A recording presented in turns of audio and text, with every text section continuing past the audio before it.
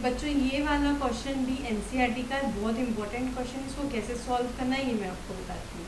यहाँ पर आपको ग्रिग्नार्ड रिएजेंट वाला कंसेप्ट आना चाहिए और मुझे पता है वो आपको आता ही होगा, नहीं आता है तो भी सुनो, बिल्कुल समझ में आ जाएगा कैसे करना है।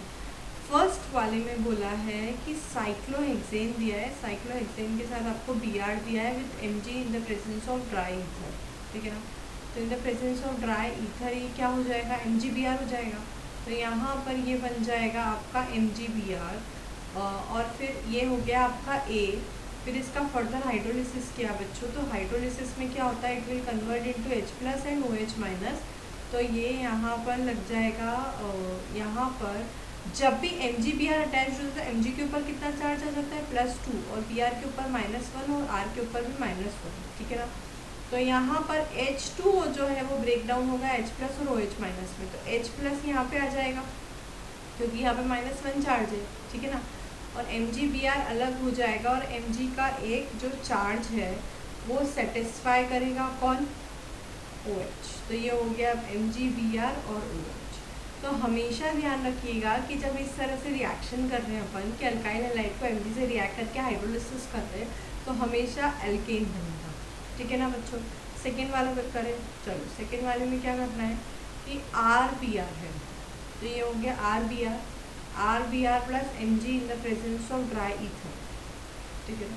तो ये C क्या बना है इसका C बन गया RMgBr, ठीक है। अब इस क्वेश्चन में ट्विस्ट है कि R क्या है, फिर इसने बोला इसको D2O से रिएक्ट किया है। तो जब बच्चों इसको D2O से रिएक्ट किया है तो क्या होगा कि ये जैसे D2O H2 होता है वैसे ही D2 होता है, H की जगह सिर्फ D लगा दी, मतलब हाइड्रोजन की जगह ड्यूटेरियम लगा दिया, और इसी तरीके से एक ब्रेक होगा D- और OD और D+ और OD-, D+ और OD-, ठीक है ना। अब इसने बोला है कि जो इसका प्रोडक्ट है उसमें ये हो जाएगा CH3 CHD CH3, ठीक है। तो D कहाँ पे लगता है, जैसे कि मैंने आपको पहले वाले में बताया कि जहाँ से MgBr टूटेगा वहीं पे H लगेगा, ठीक है ना। तो वैसे ही वहीं पे D लगेगा, मतलब MgBr कहाँ से टूटा होगा, ये वाले कार्बन से। तो C क्या होगा, CH3 CH3 MgBr, और इसी बॉन्ड से MgBr अलग होगा और वहाँ पे D लग जाएगा, और ये बन जाएगा यहाँ पे बाय प्रोडक्ट बच्चों MgBrOD, ठीक है ना। तो बेसिकली यहाँ पर ये क्या है, ये हो गया आपका क्या C, तो ये क्या है हो गया आपका, ये हो गया CH3CH3Br, तो ये हो गया आपका प्रोडक्ट।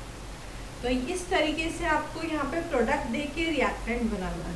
बच्चे कंफ्यूज हो जाते हैं और कोने में लगा देते हैं, ऐसा नहीं करना है, ध्यान से देखिए और करिए सॉल्व। नेक्स्ट वाला करें, चलो। तो नेक्स्ट वाला बोलता है कि जो RX है बच्चों, ठीक है ना, मैं इसको रख करके आपको बता देती हूँ क्या RX है। तो ये जो RX है इसमें Mg रिएक्ट कर D बनाया और H2O रिएक्ट कर E बनाया, ठीक है ना। तो ये जो RX है इसमें Mg से रिएक्ट करके D बनाया, फिर H2O से रिएक्ट करके E बनाया, और सोडियम ईथर से रिएक्ट कर E बनाया। तो RX क्या है। अब बच्चों यहाँ पर जिस तरह से हमको ये प्रोडक्ट दिखता है, इसमें 2 CH3 है और सोडियम ईथर है। तो सोडियम ईथर जैसे ही आता है अल्काइल हैलाइड के साथ, वहाँ पे आपका दिमाग कहाँ से चलना चाहिए, वुड्स रिएक्शन। तो ये कौन सी रिएक्शन हो गई आपकी, वुड्स रिएक्शन, ठीक है ना। तो वुड्स रिएक्शन में जो RX है वो क्या हो जाएगा, X हो जाएगा कुछ भी, और R क्या हो जाएगा, R हो जाएगा आपका CH3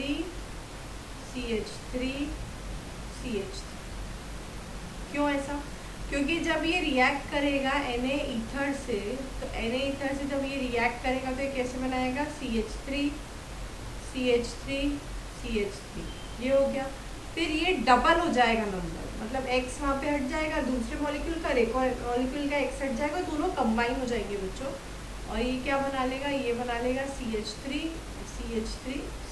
तो इस तरह से प्रोडक्ट बन जाएगा। तो मुझे R1 ये मिल गया, ठीक है। इसी तरीके से अगर ये Mg से रिएक्ट करेगा तो D क्या बनाएगा, ये बनाएगा CH3